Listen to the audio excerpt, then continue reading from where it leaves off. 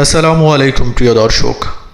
আজকে আমরা পবিত্র কোরআন এবং হাদিস অনুযায়ী জান্নাতের মনোমুগ্ধকর বর্ণনা সম্পর্কে জানব ইনশাআল্লাহ, এবং সেই সাথে জান্নাত লাভের জন্য আমাদের কি কি করতে হবে সে সম্পর্কেও জানার চেষ্টা করব ইনশাআল্লাহ। Back to track Islamic voice. জান্নাত বা বেহেশত হলো সেই চিরস্থায়ী স্থান যেখানে বিশ্বাসী এবং নেক আমলকারী ব্যক্তিরা মৃত্যুর পরে পুরস্কৃত হবেন। কুরআন এবং হাদিসে জান্নাতের বিভিন্ন রকম বর্ণনা দেওয়া হয়েছে, যা মুসলমানদের জন্য জান্নাত লাভের অনুপ্রেরণা হিসাবে কাজ করে। পবিত্র কুরআনে জান্নাতের বিবরণের মধ্যে প্রথমেই রয়েছে আনন্দ এবং শান্তি। সূরা আল ইমরানের 198 নং আয়াতে জান্নাতের বিবরণ সম্পর্কে বলা হয়েছে, জান্নাত হলো শান্তি এবং আনন্দের স্থান। এখানে কোনো দুঃখ, কষ্ট কিংবা দুশ্চিন্তা থাকবে না।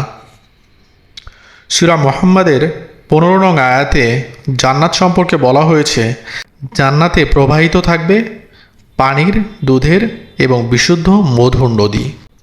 তাছাড়াও সেখানে থাকবে ফলের বাগান, যা সব সময় ফল দিবে।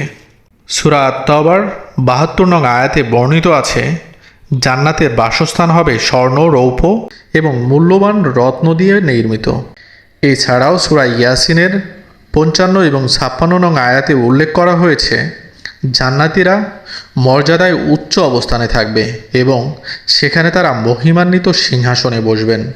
পবিত্র কোরআনের আরেকটি সূরা আদ-দাহরের 19 নং আয়াতে বর্ণিত আছে, জান্নাতে পুরুষদের জন্য হুর এবং মহিলাদের জন্য থাকবে জান্নাতি সঙ্গী, যারা অত্যন্ত সুন্দর এবং পবিত্র হবে। পবিত্র কোরআন ছাড়াও বিভিন্ন হাদিস গ্রন্থে জান্নাতের বিভিন্ন রকম বিবরণ পাওয়া যায়। তার মধ্যে উল্লেখযোগ্য হলো, 1.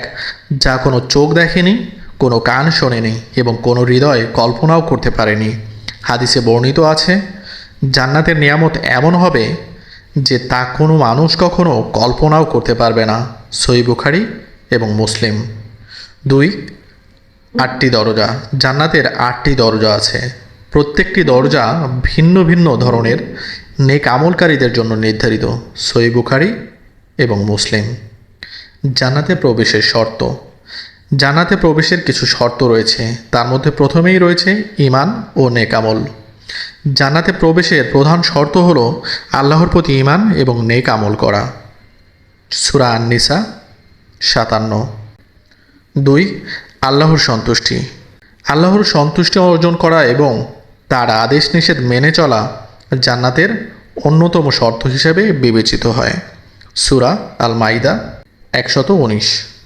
জান্নাতের এই বিবরণগুলো আমাদের অনুপ্রেরণা যোগায় সৎ পথে চলার জন্য এবং আল্লাহর সন্তুষ্টি অর্জনের জন্য।